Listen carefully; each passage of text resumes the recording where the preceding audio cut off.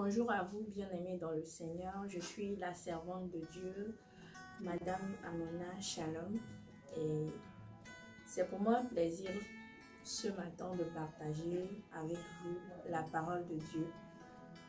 Restez avec moi jusqu'à la fin. Alors, le thème de mon message pour vous, c'est un très petit message, mais je crois qu'il est vraiment fondamental pour une vie chrétienne épanouie. Alors, le thème de mon message s'intitule « Mets Dieu en premier et le reste suivra ».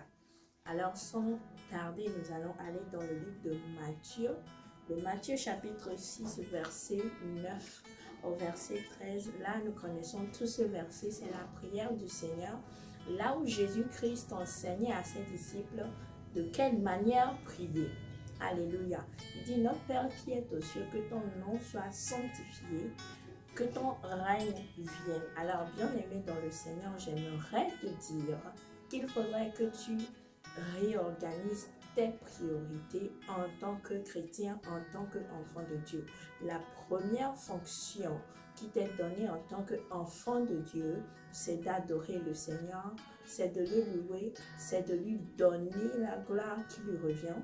C'est pour cela que Jésus a dit, notre Père qui est aux cieux, que ton règne vienne et que ta volonté soit faite sur la terre comme elle est faite au ciel. Alors, bien-aimés dans le Seigneur, nous pouvons tous remarquer dans ce verset qu'il ne s'agit pas d'abord de demander à Dieu de quoi nous avons besoin, de lui montrer en même temps nos besoins. Nous avons besoin de ci, nous avons besoin de ça, de ne pas lui montrer ça en même temps parce que ce n'est pas notre première vocation en tant que chrétien. Alors, il est très important, bien-aimé, que tu écoutes ces paroles et qu'elles deviennent partie intégrante de toi parce que dès lors, tu pourras prendre de bonnes décisions, tu pourras regarder les choses de la bonne manière afin que ta vie chrétienne puisse changer. Retiens encore cette chose. Ta première vocation sur terre, c'est d'adorer Dieu. Alléluia. Ta première vocation sur terre, c'est d'adorer Dieu. Il est écrit dans Jean 1 que nous avons été créés par la parole et nous avons été créés pour la parole. Alors, bien-aimés, nous n'avons pas été envoyés sur terre par nous-mêmes, par notre désir, pour faire ce qui nous plaît. Nous devons faire ce qui plaît à celui-là qui nous a envoyés justement sur la terre. Et ce qui lui plaît, c'est que nous l'adorons. Alors, nous allons sans plus tarder aller à notre second point qui se trouve encore dans ce verset de Matthieu 6, le verset 9 au verset 13. Il dit que ton règne vienne, et que ta volonté soit faite sur la terre comme elle est faite au ciel. Bien-aimé, ce petit passage ou bien ce petit texte, cette petite ligne est le secret de réussite qui va te faire aller dans une autre dimension, dans une autre étape, dans une autre compréhension, dans une autre étape d'abondance, dans une autre étape d'opération dans les choses de Dieu ou bien dans ta vie chrétienne. Tu veux être épanoui, tu veux que le Seigneur soit fier de toi en tant qu'enfant de Dieu et tu veux que le ciel soit ton backup, le ciel soit avec toi dans tout ce que tu fais. Écoute bien ceci. Tu dois faire seulement la volonté de Dieu et non ta propre volonté, car il est dit que ta volonté soit faite sur terre comme elle est faite dans les cieux. Bien-aimé dans le Seigneur, rappelle-toi que mon thème dit « Mets Dieu en premier et le reste va suivre ». Alléluia. Alors, de quelle manière mettre Dieu en premier? Nous avons dit que premièrement, c'est en l'adorant. Et secondement, je veux te dire que mettre Dieu en premier, c'est abandonner nos propres voies et nos propres désirs et prendre les désirs de Dieu, prendre la volonté de Dieu et la faire à 100%. Alléluia. Pendant longtemps, je me suis demandé au Père, Que veut dire ce verset qui dit « Recherchez premièrement la justice de Dieu » et le reste suivra. Ce verset, c'est dans Matthieu 6, le verset 33. Il est écrit « Recherchez premièrement la volonté de Dieu, le règne de Dieu, sa justice et les autres choses les suivra. » Je me suis demandé, qu'est-ce que veut dire rechercher le royaume des cieux et sa justice? Alléluia. Et j'ai découvert, bien aimé, que rechercher le royaume de Dieu et sa justice revient à faire la volonté de Dieu à 100%, à être obéissant à 100% à Dieu. Alléluia. Alors vous vous demandez comment est-ce que ce verset de Matthieu 6, le verset 33 va s'accomplir dans votre vie. J'aimerais vous annoncer que c'est par l'obéissance non partielle mais totale de ce que Dieu vous dit de faire. Alors, si Dieu vous dit allez à droite sans discuter. S'il vous dit allez à gauche sans discuter. S'il vous dit, comme il a dit à Pierre, avance, marche sur la mer, tu peux le faire. Alors, marchez sur la mer comme il a dit.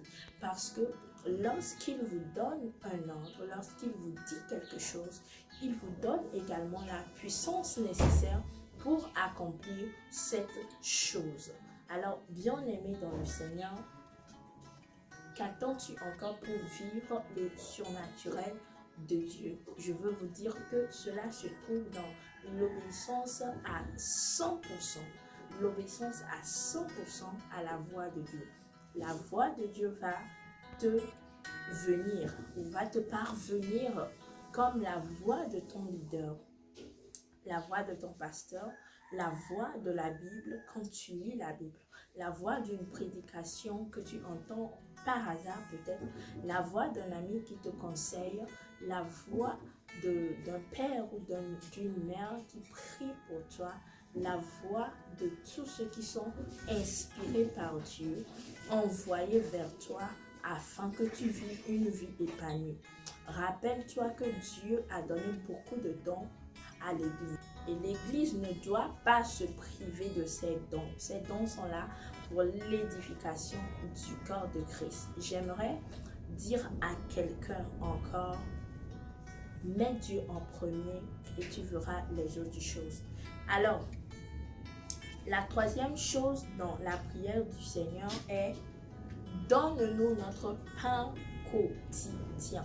Donne-nous notre pain quotidien. Eh bien, tu as pu le constater que le fait de demander à Dieu, le fait de demander le pain quotidien, de lui montrer tes besoins, et tout cela vient seulement en troisième position et jamais en première position ni en deuxième position. En première position, on te dit adore-le. Adore-le parce que il est digne d'être adoré et c'est ton roi. La seconde position te dit d'être obéissant à 100% afin que sa volonté dans ta vie soit faite. Souviens-toi qu'on dit que le Seigneur n'a pas des projets de malheur, mais des projets de paix et des projets d'avenir afin que tu aies un avenir et de l'espérance. Alléluia. Alors en troisième position seulement vient nos besoins. Et lorsque nous lisons le Matthieu 6, on nous dit que nous ne devons pas nous inquiéter du lendemain. Ça, c'est Matthieu 6, verset 34. Et que le lendemain se chargera de lui-même. Ce que j'aime dans ce verset, c'est qu'il nous est communiqué que nos besoins sont des choses tellement simples pour Dieu. Et Dieu peut les combler vraiment bien et même au-delà de ce que nous demandons, au-delà de ce que nous croyons qu'il peut faire dans nos vies, Dieu peut accomplir plus. Alléluia. Alors, pourquoi est-ce que tout va de travers dans votre vie? Pourquoi est-ce que tout va de fond en comble? Pourquoi est-ce que tout ne se passe pas bien comme vous l'avez peut-être souhaité? C'est que vous avez renversé l'ordre des choses et que vous courez d'abord après ce que vous allez manger, après les besoins de la famille, après les sources de revenus, après ceci et cela. Vous courez d'abord après la santé, vous courez d'abord après ces choses. Le Seigneur vous dit ce matin ou ce soir, peu importe à l'heure à laquelle vous allez écouter cette vidéo ou la visualiser, que vous devez retourner l'ordre des choses. Vous devez savoir que vous êtes là pour une raison et c'est adorer Dieu. Et vous devez savoir également que vous devez être obéissant à Dieu à 100%. Bien-aimés, lorsque vous faites cela, le Seigneur pourvoit à vos besoins.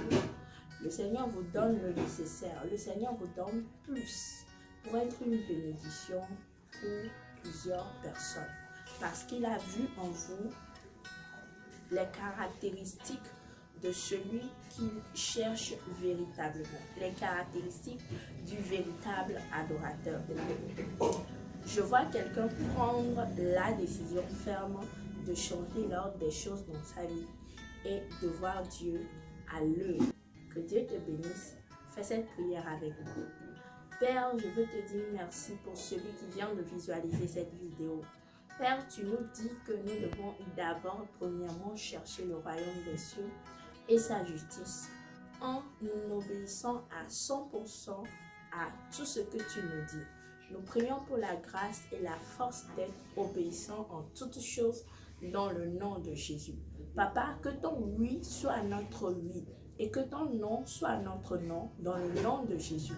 Conduis-nous dans la direction dans laquelle tu veux que nous allions jour et nuit. Seigneur, protège-nous du tentateur, du méchant qui vient souvent souffler des paroles négatives, des paroles contraires à ce que tu as dit sur notre vie. Je déclare dans le nom de Jésus, dans la vie de celui qui est en train de suivre ce message, que pendant qu'il est en train d'obéir, oh Père, tu pourvois à nos besoins. Tu pourvois plus, Seigneur, afin que nous soyons une source de bénédiction pour plusieurs personnes. Dans le nom de Jésus, nous avons prié. Amen. Bien-aimé, sois béni et je te dis à la prochaine.